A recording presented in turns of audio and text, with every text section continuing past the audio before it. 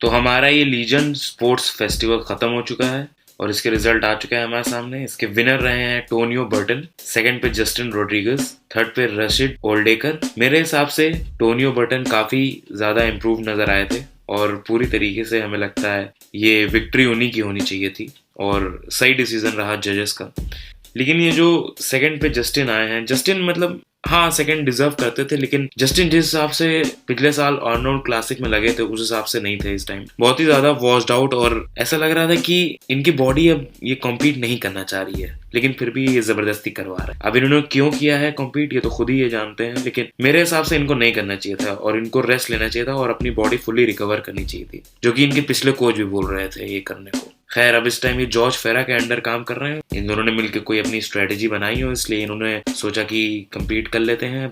मेरे हिसाब से इसलिए इनका हो रहा हो कि ये अभी पॉइंट्स टेबल पे थर्ड नंबर पे हैं और हो सकता हो कि इनके नीचे वाले ऊपर आ जाते हैं इनसे, इसलिए इन्होंने सोचा कि अपनी प्लेसिंग कंफर्म करने के लिए, जिससे इनको क्वालिफिकेशन मिल जाए मिस्टर ओलंपिया के लिए, इन्होंने सोचा फिर से compete कर लेते हैं। और अब हमें लगता है इनके लिए कंफर्म ही हो गया है मिस्टर ओलंपिया में क्वालिफाई होना। लेकिन फिर भी ये अच्छा लुक नहीं देता है एक बॉडी बिल्डर को इतनी खराब अपनी फिजिक दिखाना, इतनी अच्छी फिजिक दिखाने के बाद। लेकिन बात करें अगर टोनियो बर्टन की तो बहुत अच्छा, मतलब खास करके इनकी बैक अगर आप देखिए तो बहुत ज्यादा इंप्रूव नजर आ रही है। बहुत ज्यादा इन्होंने इंप्रूवमेंट की अपनी बैक में, अपनी कंडीशनिंग बहुत अच्छी लाए हैं। इससे पहले जब आए थे तो इन्होंने इतनी अच्छी अपनी कंडीशनिंग नहीं दिखा पाए थे हम लोगों को, लेकिन इस बार इन्होंने बहुत ही अच्छी अपनी कंडीशनिंग दिखाई और बहुत ही कन्विंसिंग विन। मेरे हिसाब से इनसे बेटर कोई नहीं था यहाँ पे। मैं कॉन्ग्रेट्स करना चाहता हूँ टोनियो बर्टन को उनकी जीत के लिए और उनके ओलंपिया क्वालिफिकेशंस के लिए। और अगर बात करें ओलंपिया क्वालिफिकेशंस की तो हम लोग जेम्स हॉलिंगसेट को भी यहाँ पे भूलना नहीं चाहिए, क्योंकि जेम्स हॉलिंगसेट जीत चुके हैं सुनामी कप प्रो, जिसमें अगर हम लोग प्लेसिंग्स देखें तो फर्स्ट रहे हैं जेम्स हॉलिंगसेट, सेकंड रहे हैं एल्फ्रेड, थर्ड रहे हैं मार्क हेक्टर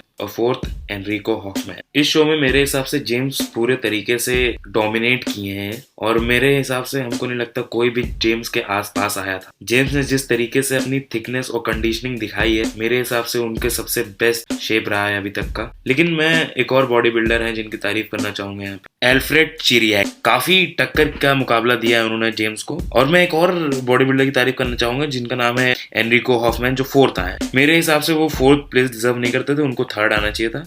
मार्क हेक्टर को यहाँ पे पता नहीं क्यों थर्ड दे दिया गया, बहुत ही बेकार उनकी कंडीशनिंग थी। एनरिको की कम से कम थोड़ी बहुत अच्छी थी कंडीशनिंग, बस एनरिको की सिर्फ एक बहुत ही बड़ा डाउन साइड था, उनकी गट बहुत ही ज्यादा हैंग आउट कर रही थी कई पोजेस में। अगर वो अपने बाकी की बॉडी को थोड़ा और ज्यादा बड़ा कर दे, अपनी वेस्ट को उतना ही साइज का रखते हुए, तो मेरे हिसाब से वो बहुत ही डेंजरस बॉडी बिल्डर हो जाए। एनरिको को अगर देखें तो काफी ज्यादा ब्रांच वॉरेन जैसी फिजिक लेके चलते हैं एनरिको, उन्हीं की जैसी उनकी बॉडी भी है, काफी सिमिलर है। लेकिन मेरे हिसाब से एनरिको थोड़ा और ज्यादा हाई प्लेसिंग डिजर्व करते थे। फोर्थ पे मेरे हिसाब से मार्क हेक्टर को आना चाहिए। यहीं पे अगर हम बात करें मार्क हेक्टर की, मार्क हेक्टर बिल्कुल भी कंडीशन नहीं लग रहे थे, खास करके बैक साइड से। फ्रंट साइड से तो बहुत सही लग रहे थे, लेकिन जैसे ही वो बैक कर रहे थे उनकी ना बैक, ना लोअर बैक, ना ग्लूट्स, ना हैमस्ट्रिंग, कोई भी कंडीशन नहीं था थोड़ा सा। और मेरे हिसाब से ये सब चीजों को रिवॉर्ड नहीं करना चाहिए। जिस दिन IFBB ये सब चीजों को रिवॉर्ड करना छोड़ेगी, उसी दिन से उनके कंपटीशन की वैल्यू थोड़ी सी बढ़ेगी। हमें सबसे पहले सबसे ज्यादा उस एथलीट को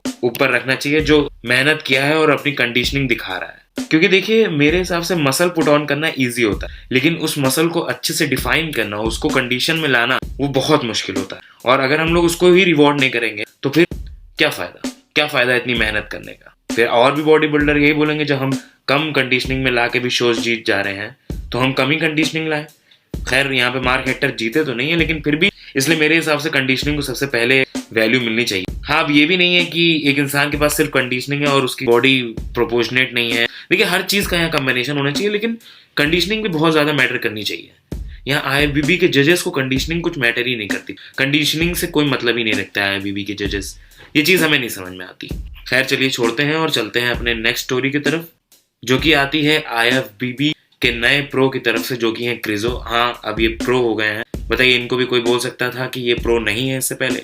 सच बताऊं तो बहुत ही खराब इन्होंने अपनी फिजिक दिखाई है। जो कंडीशनिंग ये अपने पुरानी फेडरेशन में दिखाया करते तो उससे भी मेरे हिसाब से वर्स कंडीशनिंग दिखाई है इन्होंने। सच बताएं तो इनको कुछ मेहनत करने की जरूरत थी भी नहीं, बहुत ही आसानी से ये जीत सकते थे और वही हुआ। इन्होंने बिना मेहनत किए सामने कंपटीशन को हरा दिया। अगर आप देखेंगे तो अपने से बगल वाले से ये कम से कम नहीं तो 50 पाउंड हैवियर लग रहे हैं। कई ऐसे फैंस भी हैं जो कि मैंने नोटिस किया है कि काफी ज्यादा क्रिटिसाइज कर रहे हैं क्रीजो को उनकी कंडीशनिंग की वजह से, लेकिन मेरे हिसाब से उनको क्रिटिसाइज नहीं करना चाहिए क्योंकि उन्होंने बहुत ही दिमाग की चीज की है।